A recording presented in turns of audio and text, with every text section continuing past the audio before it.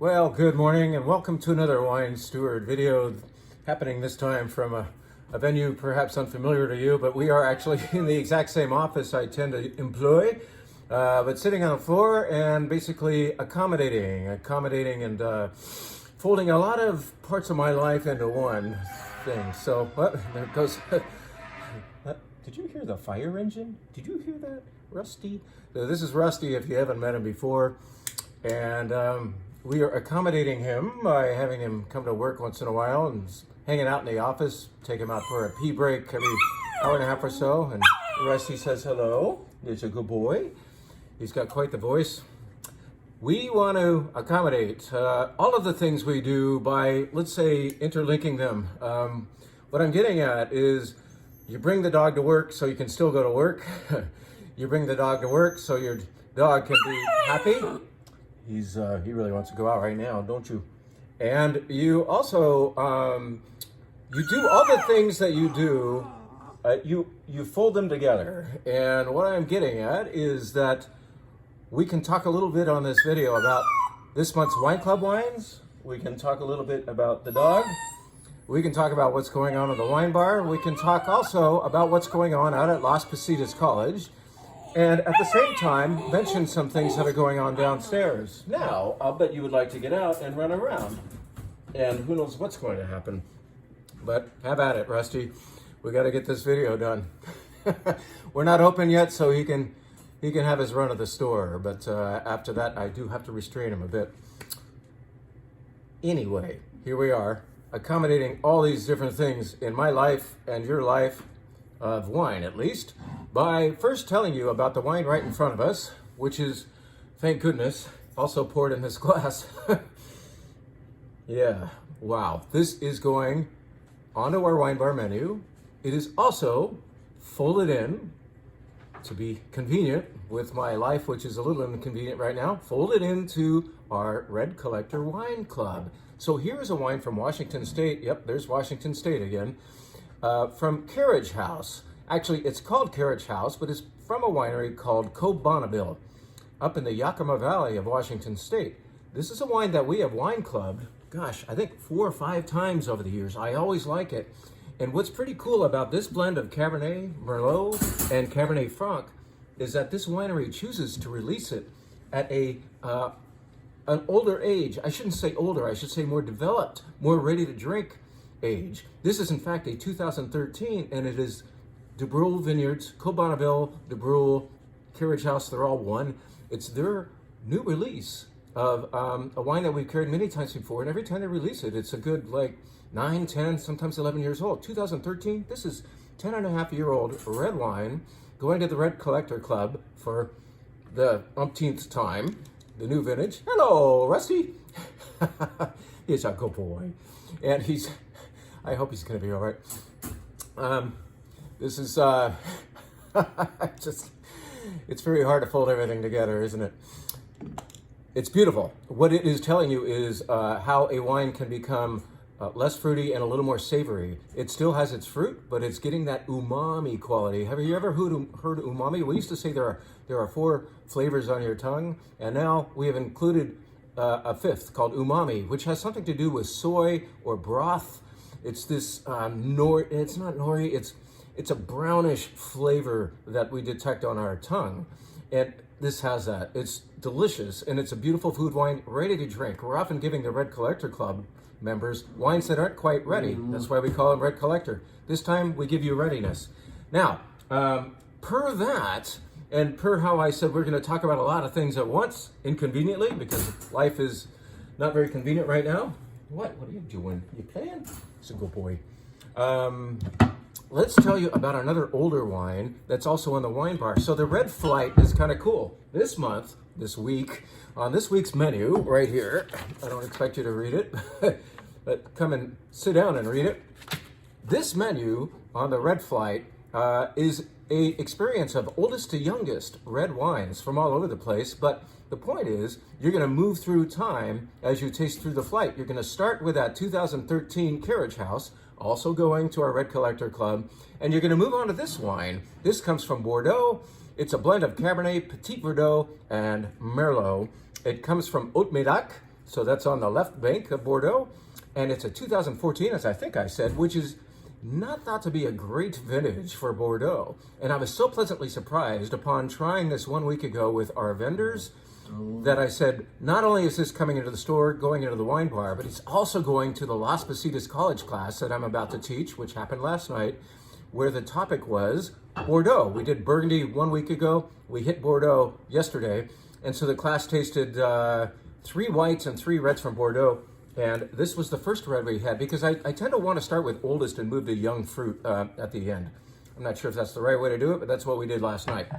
And I was so gratified that the class didn't only accept this wine, but by and large liked this wine. We have a kind of a cardinal rule in the class to not say that we like something, but that we appreciate something, and we can identify what's in the nose and what's on the palate and why the color looks like that. When you look at this wine, and I don't have it in my glass, you're going to see something that's a little more translucent. The rim, that's the outer ring of the wine. When you look at it, look down at your pour of it, you're going to see quite a bit of white or clear until you get color. And that's also the mark of a developed or aged wine. And then the fragrance is great on this guy. It's not just fruit. There is still fruit. There's cherry. That was the first thing somebody said. And then we're talking about wet tobacco, damp tobacco, and smoke and leather and whips and chains. No, none of that. But we had a wonderful time figuring out this beautiful Bordeaux. It's also on the shelf. It's also on the wine bar. We're folding it into different parts of our life, our wine steward life. All right, what else? Hey, how about this? Last week we gave the class, some of them, their very first white Burgundy. And why is that not showing up? I gotta get this a little higher. Oh, I see. The label is low. Let's do that. Thank you, Rusty. Yes, Rusty likes white Burgundy too. Don't you? Do you want some white Burgundy? Oh, yes. Hi, buddy. Don't bite the ear. You can lick it. Lick. Yes, good boy. White Burgundy. This is from Saint-Véran in the Macon region of southern Burgundy. And it was so cool to see how the students reacted to sometimes having their very first white Burgundy. And I had at least 3 people come up after the class and say, I had sworn off Chardonnay. I didn't know Chardonnay could taste like this. They hadn't had Chardonnay as grown in the mother rock of limestone in Burgundy, France. And that has happened so many times downstairs. Many of you have come back to Chardonnay via Burgundy, realizing that it's not all the buttery oaky stuff. This is vibrant, lively. It does have some flesh on its bones because it's grown in a warmer part of Burgundy, but because of that limestone, it still has beautiful energy within that richness. It's very nice wine. It's on the shelf. This is by Sommets Michelin, and it is their Saint-Véran. These guys make at least 14 or 15 different Chardonnays every year, believe it or not. All the labels look like this, except for the fine print of location, Saint-Véran. And Saint-Véran is only, what, a mile and a half perhaps. It's just over the rock from more famous Puy-Fissé, and that's what they do. All of their wines are probably within, as the crow flies, 3 miles of each other. All Chardonnays, but they all have a different voice. That's the beauty of Burgundy.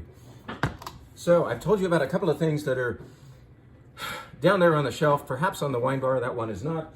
Now, let's elaborate on Wine Club. Thank you so much, especially right now when times are a little bit tough for the wine steward, for your membership. You deserve the notes on time. They're not going to be quite on time, so why don't we elaborate on what you're getting in video form, all right? And then we will get to those notes very, very soon. So let's do this in reverse. When I write the notes, I start with the red collector wines. You've already heard about one of them, but let's go all the way to the least expensive introductory class and talk about this wine right here. Let's put this in front of you. You know, I need something to block this. Well, I guess I'm going to keep risking here. Oh, that's not working. That kind of works. This is from northern Italy. It is Pinot Noir, and it even says so. Now, in Italy, the Italians will call Pinot Noir Pinot Nero, but this wine is made in some amount of quantity and is meant especially for export from northern Italy to us, and they want to make it nice and clear to us that we are having a Pinot Noir, because we might not have heard of Pinot Nero, right? What are you going to do? Are you going to go out there or stay here? Stay with me, buddy. Stay with me. This is beautiful and delicate Pinot Noir. It's not trying to be a big, fat, thick, rich cocktail wine. And this glass is going to come in handy as a demonstration of what some of you might be, oh boy, I had an open bottle of this and I just cracked another one. There goes the price. There goes the profit. Look at that. Not very dark in color, but how can you really see that in this glass? But you guys might, in fact, be using a tumbler to drink this wine. Go for it. I smell nothing. I smell nothing through this. But watch this. Do you have one of these? This delicate red wine will all of a sudden find its voice, just like Rusty did. And look, now you can see that beautiful, delicate color. Watch this. I mean, just imagine smelling this. Fragrant, perfumey. The greatest thing about this Pinot Noir is not its dense body. It doesn't have that. It's its beautiful fragrance. And on the palate, it's crisp, it's refreshing. You could put a slight chill on this and have it on a warmer day if we ever have one. And Sartori Pinot Noir is for people who have a decent glass and smell their wine. Let's just say that. What else is going to the Curious Wine Club? Something a bit more dense and gratifying, let's say. This wine called Laia. Laia, am I showing you the front label? Yes, Laia comes from the area where Monastrell and Garnacha Tintorera reign supreme, down in southeast Spain. So this, I believe, is from Jumilla. Let's get the glasses back on. I want to be accurate about this for you. Of course, you can read about it in your notes where I'll have everything a little bit put together. Oh, it's Almansa. Almansa is not too far from Jumilla, but we're basically down in Moorish Spain. This is where the Moors spent the most of their occupation in Spain, even though at one point they had occupied nearly the entire country. Nearly, I should say. This is made of a bit of that Monastrell grape, also, or better known to us as Mourvedre. And then, say hi. I got a puppet. And it's also 70% Garnacha Tintorera, which, what the, I've never heard of that. Well, maybe you've heard of Alicante Boucher. Maybe you've heard of neither. But this is a very unique red grape that's actually possesses red juice. And most red grapes, you may know, have white juice. And the way that red wine gets its coloring is by fermenting with the colorful skins. Well, in this case, you can make red wine out of Garnacha Tintorera if you want to just get the skins away. You're going to have red juice immediately. Well, consider red juice and red skins together making a fermentation. You're going to end up with a very, very dark, sumptuously dark wine. And that's in fact what this is for a nice little price. So this is called Laia, red blend, a blend of Garnacha Tintorera and Monastrell, otherwise known as Mourvedre. Monastrell is very important to southeast Spain. It's probably that area's most important grape. All right, so that's what the Curious Club is getting. Let's move up from the bottom of those the notes I have yet to write, and then I'll go looking for a dog. But I think White Wine Club would come next. So let's tell you about these two beautiful, unique wines. Here is one of them. This is from Argentina, but it's made by a winery that exists on Long Island of New York. So they make wine on Long Island from vineyards on Long Island, and they also make beautiful rosé from Provence. And this is their more recent project that makes a white wine from Argentina to you and me. And it's a blend of, I believe, I've got to go look this up later so I can write more coherent notes. Basically, I tasted it, loved it, very fragrant, juicy on the palate. And there are at least 4 white grapes involved. And it's kind of fun to taste this wine and see if you can find all of them. I believe Pinot Grigio, Chardonnay, maybe Viognier, and definitely just a little bit of Torrontés, which is kind of like the home white grape for Argentina. Torrontés, if you have too much of it in a wine, or if it's all Torrontés, it's too much of a certain thing. It's like overwhelmingly perfumey. It's kind of like the little rose-shaped soaps that your grandmother might have had in her bathroom on like a silver bowl, you know. I mean, you can just imagine what those things smell like, right? And that's what Torronte smells like. You only want a little bit in this wine. And you can smell this and say, am I getting it or not? Or is that maybe the Sauvignon Blanc? I think Sauvignon Blanc's in there too. Anyway, it's fun wine. It's fun, refreshing, no oak white wine from Argentina. Here's another no oak white wine, which lets me once again refer to the class that we're doing out at Las Positas College this semester called Wines of the Old World. And I told you that last night we were treating the subject of Bordeaux, which is a vast region, 6 times the size of the Napa Valley in western France. And it is a white Bordeaux. Bordeaux is planted to only about 10% white grapes, but they do make fantastic white wine. And this is a nice, inexpensive, crisp, and refreshing blend of Semillon and Sauvignon Blanc. And not only was it poured at the class last night to the delight of most, I think Steve didn't like it very much, but everybody else was into it. And I said, hey, you got to have this with raw oysters. If you eat raw oysters, you will love this wine. It's that kind of crisp and refreshing, vibrant white wine expression. It's not only was a feature of the Bordeaux class, but it's also going to the White Wine Club, and it's also being poured this week on our wine bar. So yet another example of making life a little bit less inconvenient and more convenient by folding together these different aspects of my current life. Where's the dog? I've got to go find him. All right, so that's White Wine Club coming at you.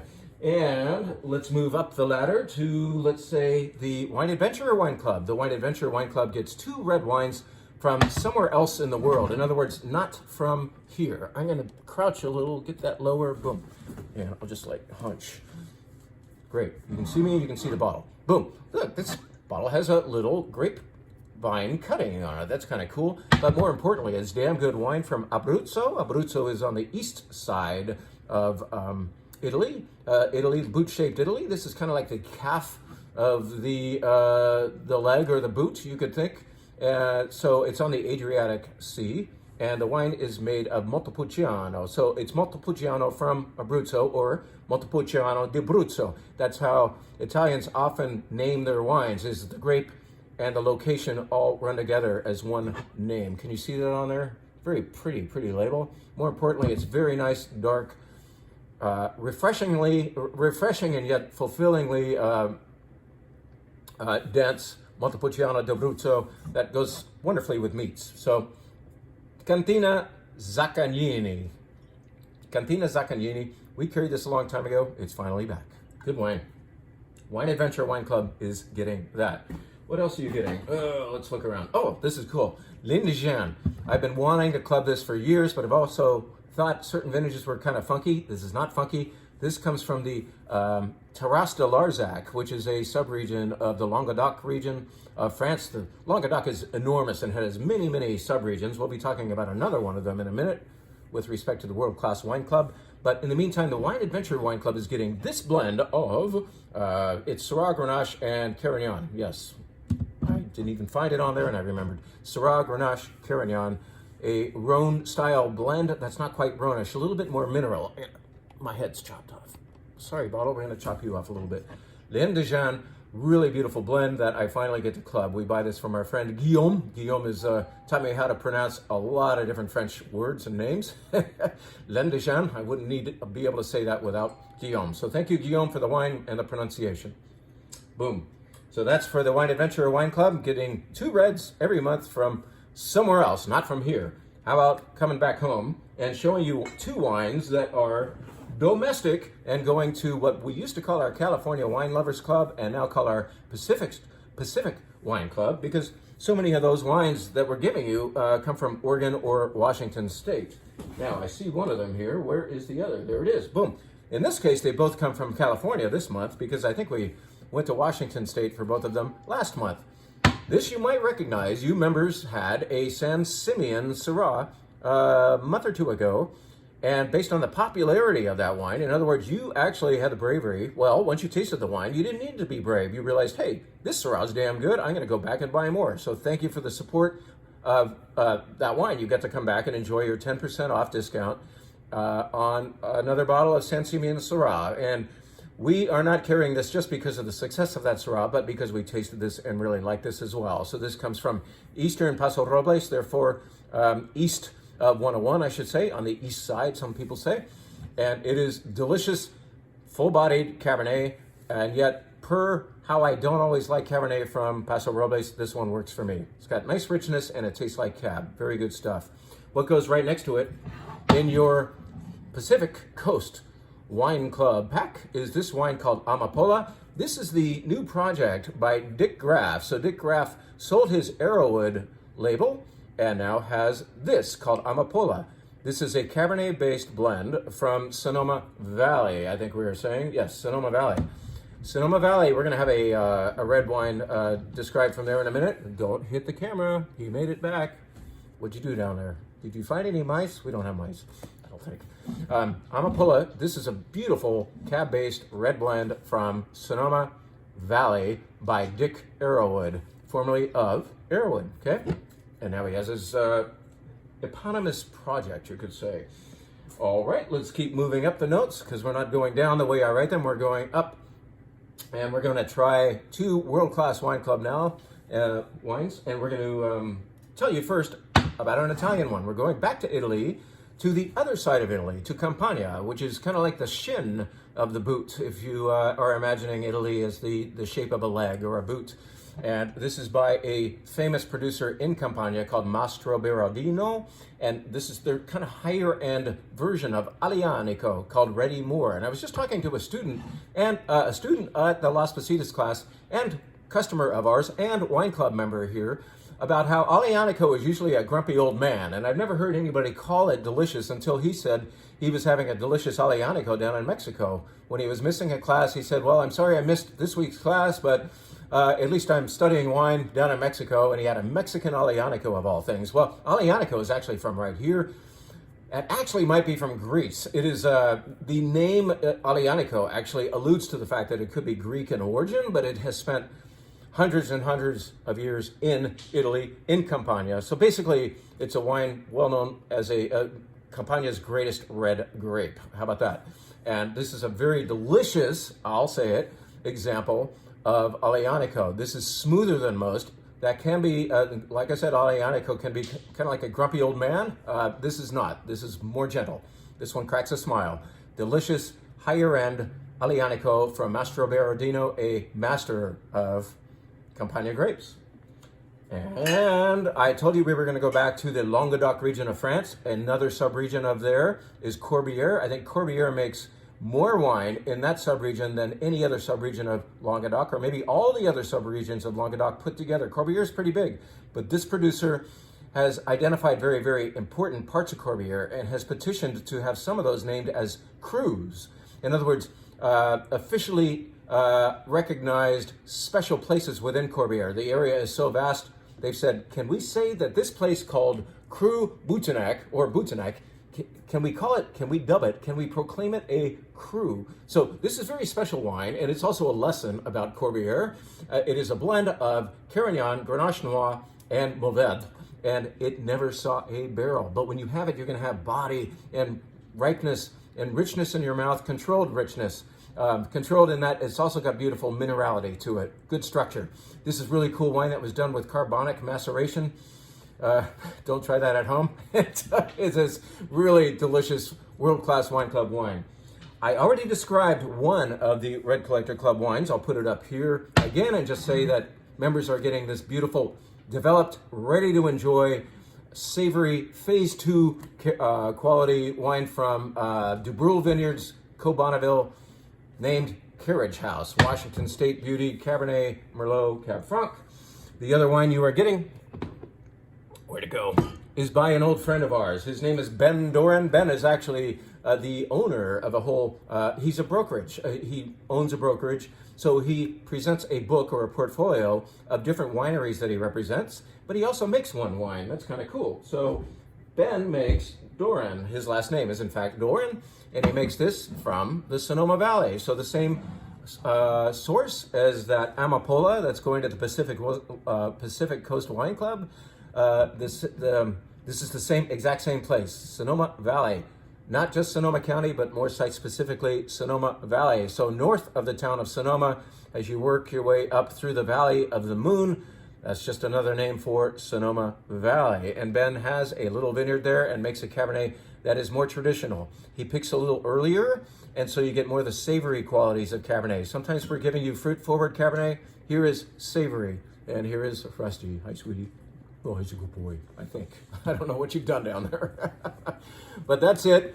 You can see how we are folding all these different parts of our lives into one thing, which is for you, the wine steward. And whether you're a student at Las Positas College, or a club member here, or a customer here, a wine bar patron, or somebody buys wine downstairs, or maybe you are right now, all of those, we are grateful. This is the last year and a half have been tough for people in our business. It's not just the wine steward, but that's prevalent. We know by speaking to our vendors that 2023 was kind of a down year, and we would like to bounce back. We can do that with more club memberships. So tell a friend. We can do that with more wine sales downstairs. So come in and find out what beautiful white Burgundy tastes like and so on. Basically, we appreciate any activity you choose to contribute. So thank you very much. Have a good one.